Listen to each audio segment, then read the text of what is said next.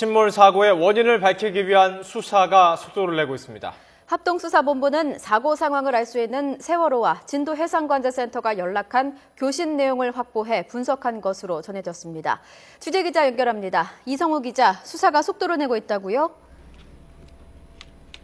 네, 합동수사본부가 사고의 원인을 밝히기 위해 수사의 속도를 내고 있습니다.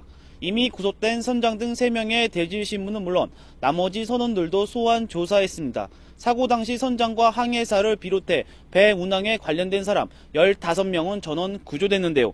합수부는 이들을 불러 서로 대질신문을 하는 등 사고 당시 상황에 대해 집중적으로 추궁했습니다.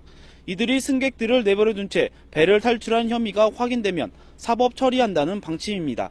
합수부는 압수한 물품을 조사하는데도 수사력을 집중하고 있습니다. 압수된 물품은 검찰이 한번 조사한 뒤 해경이 또다시 조사해 서로 교차 확인할 계획입니다. 해난 사고라서 서로 교차로 확인하는 것이 보다 정확히 분석할 수 있다는 게 합수부의 판단입니다. 합수부는 세월호와 진도해상관제센터가 교신한 내용을 모두 확보한 것으로 알려졌습니다. 그동안 세월호는 침몰되기 직전 제주해상관제센터와 제주해경 두 곳과 조난 교신을 한 것으로 전해졌는데요. 그러나 해경이 관리하는 진도해상관제센터와도 배가 침몰되기 전까지 조난 교신을 한 것으로 확인됐습니다.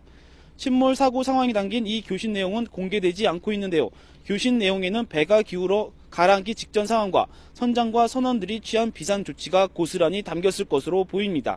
이 내용이 사고 당시 세월호가 어떤 상황이었는지를 분석할 수 있는 중요한 자료가 될 것으로 추정됩니다. 지금까지 합동수사본부에서 YTN 이성우입니다.